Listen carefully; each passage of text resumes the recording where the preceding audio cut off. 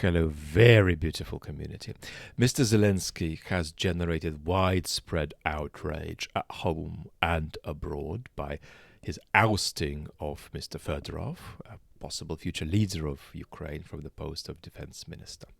And rather than analyzing the complex dynamics of power going on in Ukrainian politics, what we are going to do is elevate ourselves 10,000 feet up and ask ourselves some basic questions about power and politics in the kind of country that Ukraine is today. Now, why are we going to do that? Number one, it's interesting.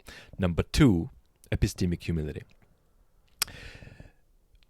Now, I might know 50x about the dynamics of Ukrainian politics. I might also have a degree of access that I can ask people what's going on relative to a random person watching this video. But that ratio is going to be about 10,000 to 1, not 50 to 1 if we talk about Kremlin dynamics. And so it would be, I beg your pardon, beautiful community, unethical of me to just collapse that and equalize it, right?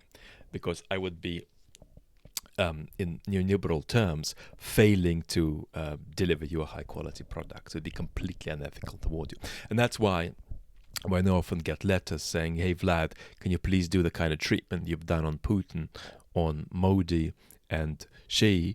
I often say, well, look, this is a lifelong enterprise, the kind of treatment I'm offering, and therefore I simply can't, and it would be wrong of me to try. It'd be a betrayal of my community. But it's not a betrayal for a political philosopher to talk about some big picture stuff. So the main point I want to make, beautiful community, is about what's happening in Zelensky's mind right now about power. But before that, let's throw out a couple of very basic observations about Ukraine today. Number one, in Ukraine today, relative to the kind of countries you are from, right? And a lot of you are watching this from Scandinavia, from Canada, from the United States, from the UK. We're very North American and North European, except for Australia and New Zealand. We also have a beautiful community there. But all of you in your countries are going to have less of a gap between the formal and public presentation of your government and the actual workings of your government behind the scenes than Ukraine does. In Ukraine, there is much more of an informalized network of power with various kinds of knots and complexities, right? That doesn't just map on to what you see in public, right? So that very important gap is there. It's there nowhere near as much as it is in a tyranny like Russia, but it's there much more so than in the Western democracies. You've got to understand that informality, that informal network of power behind the formal positioning of the formal outward positioning of the regime. The second thing you've got to understand is that something has been changing about the perception of Mr. Zelensky's legitimacy. And it's not that Mr. Zelensky is becoming illegitimate. It's rather that a particular notion of his legitimacy has been desacralizing. And that's the notion of Mr. Zelensky's legitimacy as the person who uniquely guarantees Ukraine's survival and sustainability. Mr. Zelensky is no longer in the same relationship with the Ukrainian public vis-à-vis that question in 2026 as he was in 2023. Right? So if tomorrow Mr. Zelensky were to go and start making wine in the Adelaide Hills in South Australia, it would not be received by the Ukrainian public in the same existential way it would be in 2023. The third thing to understand about Ukraine right now is that it's in an ever-growing process of politicization, right? It is a country that will, in more and more public, more and more conflictive, more and more choppy ways, talk to itself and quarrel with itself about itself and where it's going. Now, power. What I want you to understand is that it is impossible by this time for anybody remotely reasonably minded to have a healthy, there could be an exception to that, we'll come to that in a moment, it will be nearly impossible for anyone in Zelensky's position now, who is a reasonably minded human being, to have a healthy distinction between what serves the interests of his sustenance and power and what serves the interests of the sustenance of Ukraine's future. Now, when Ukrainians write to me, and I actually realize there are more Ukrainians than I thought in our community, because, of course, there's quite a few Ukrainians watching us from the West. It's still only a couple of percentage points, but formally we've got something like under 1% of our audience Ukrainian and much less Russian. But that's because we're a very Western-facing conversation. We talk really about Ukraine and Russia from the point of view of the concerns of Western citizens in European and North American democracies, and Australia, New Zealand, and a few other places.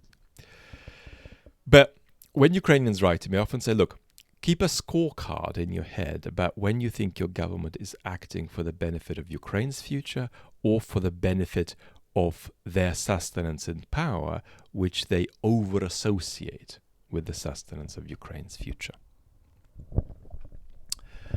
And what's important to understand here is that the natural thought, well, maybe Zelensky does have a healthy relationship with that question, right? What's about my power? What's about Ukraine's future?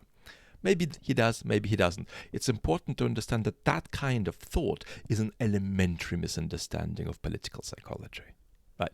That the chances that Zelensky would now have an overwhelmingly healthy relationship with that question are nearly zero. Now, why is that?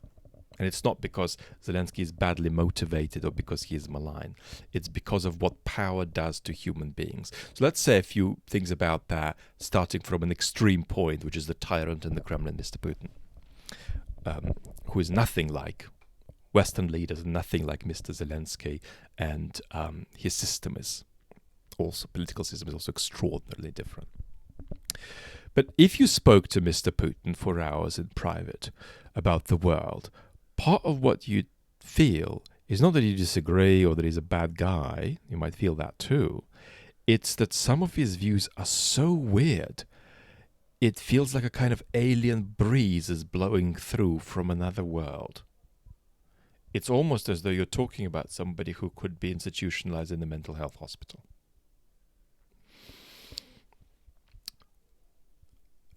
A while ago, some years ago, and I was supporting a friend in a mental health institution, I met somebody in that mental health hospital who spent a couple of days trying to persuade me that all of the Kremlin was entirely made out of wood.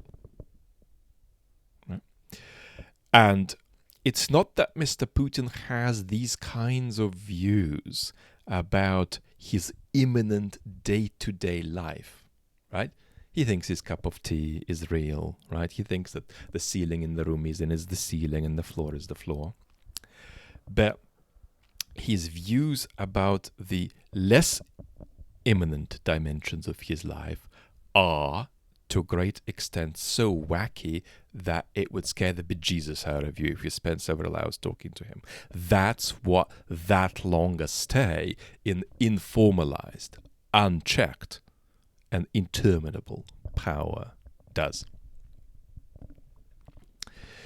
Now, in our own lives, we tend to not call people crazy who have crazy views about a world that's not part of their daily lives until these crazy views began to impinge on their daily lives very directly, right? So if somebody thinks that the global economy is run by a secret committee of intergalactic aliens, that's really, really wacky, but you can also see how that person can still get themselves to their job, drive themselves back from their job, cook dinner, drive their kids to school, go to the local barbecue.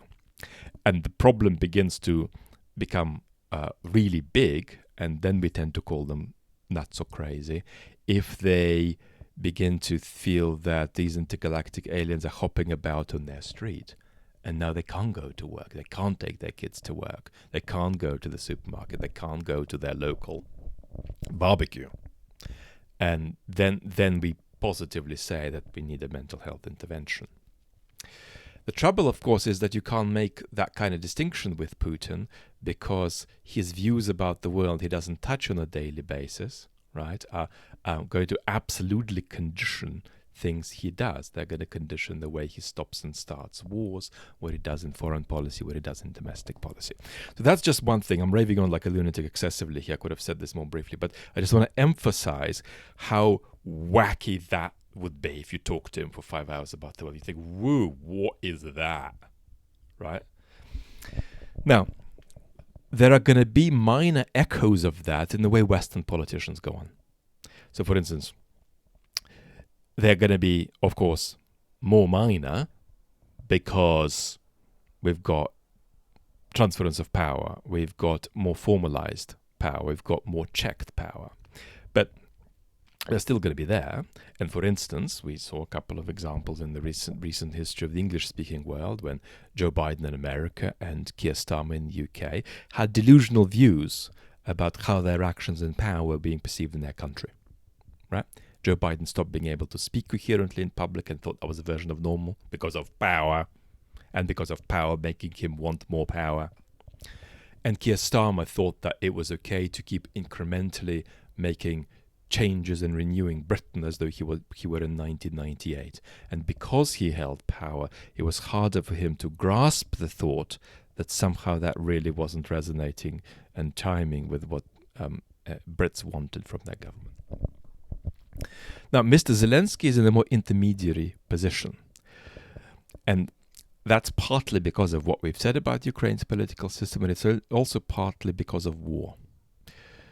Democracies and semi-democracies, as an historical normal, suspend democracy during war to protect democracy. There's quite a bit that's paradoxical about that, but there's also quite a bit that isn't. And so Zelensky is in a more difficult position. And as a result, it is simply naive to think he's going to have a healthy relationship in distinguishing the question of what helps him sustain his power and what helps sustain a healthy Ukraine into the future. He's going to, by now, have an unhealthy merger between these two questions in his mind. It's not going to be the kind of toxic merger that various kinds of tyrants and autocrats have, but it's going to be a degree of unhealthy merger that goes beyond what's typically going to happen to an average leader of a Western democracies. It's entirely understandable. It's not an imputation of malign intent. And what that's going to mean in practice is that it's going to be hard for Mr. Zelensky to have a healthy relationship with both political paradoxes he has to negotiate and conflicts of political value he has to negotiate, right? So political paradox he has to negotiate is that at a time of war, when institutions are corrupt, weak, and incompetent, the understandable instinct is to centralize. But as you centralize, you perpetuate their corruption, weakness, and incompetence. And then there are going to be conflicts of political values. There is going to be a conflict between loyalty and truth. There is going to be a conflict between short-term and long-term security. There is going to be a conflict about continuity, which is a value that's almost an end in itself at the time of war. It's not just an instrumental value. And making the kind of changes that all the failures in your systems are crying out to be made. And Zelensky's relationship with these conflicts of value is going to be distorted by the distorted relationship he has with the question about whether doing X is a furtherance of his power or a furtherance of Ukraine's interests into the future. The idea that he could just have a healthy relationship with that distinction is completely politically implausible, and that's the point I want to make. Now you might say, surely some people could do that well, and the answer is essentially, for practical purposes, no. The kind of person who might still have an adequate relationship with that question, having gone through everything Zelensky has gone through, might be the kind of person who, as a matter of biographical fact, would never go into politics and attempt to acquire that kind of power. and therefore everybody else will inevitably have that kind of grey zone. And that grey zone is going to distort the way Zelensky thinks of the conflicts and the challenges he encounters in politics, right? I'm going to leave it up to you how to apply that to the particular drama you're seeing in Ukrainian politics. Lots of love and talk very soon.